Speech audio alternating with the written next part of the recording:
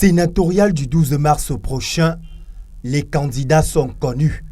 Leurs noms ont été rendus publics ce 7 février par le conseil électoral que préside Eno Abraham Egbe, réuni en session de plein droit, ceci étant issu des 10 chapelles politiques, parmi lesquelles le RDPC, le FDC, l'UDC, le PCRN, l'UMS, le FSNC, le MDR, l'ANDP, le SDF et enfin l'UNDP. Nous y étions en 2018, nous allons en 2023 pour la 3e mandature du Sénat.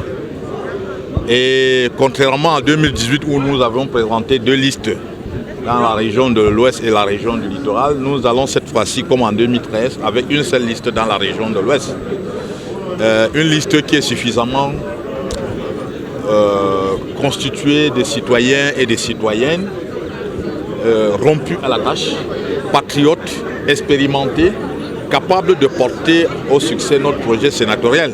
Ce n'est qu'une première étape. L'étape la plus difficile est à venir, notamment la campagne électorale. Donc, il est question maintenant pour nous de travailler sur notre profession de foi, sur le contenu qui doit être axé sur la vision que nous avons du rôle du Sénat comme institution. Parce que pour nous, il n'est plus question que le Sénat, concurremment à ce qu'on a dû voir, soit un reposoir, une maison des retraités. Il est question aussi qu'on ait des sénateurs qui sont mobiles, qui sont valides, qui peuvent travailler au niveau des communes, qui peuvent assister dans les conseillers municipaux. Et nous pensons que nos conseillers municipaux répondent à ces critères.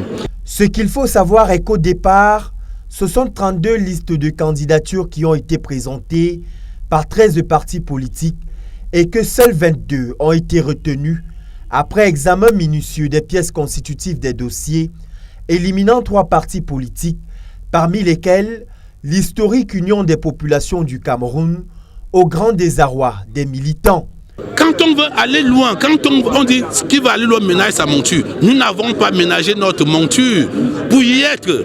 Nous avons bien voulu y être, mais qu'est-ce que vous voulez? J'ai investi à Yaoundé, l'autre investi à Douala, l'autre investi à l'ouest, l'autre investi au nord-ouest, l'autre investi... Non, quand même, soyons sérieux. Vous savez, nous sommes tous des parents. Maintenant, nous sommes des adultes et nous avons des petits-enfants chez nous. Et ils veulent être à l'image de leurs parents. Lorsque nous montrons à la face du monde un tel désordre, mais c'est terrible. Les prochaines semaines s'annoncent donc explosives dans l'univers politique camerounais.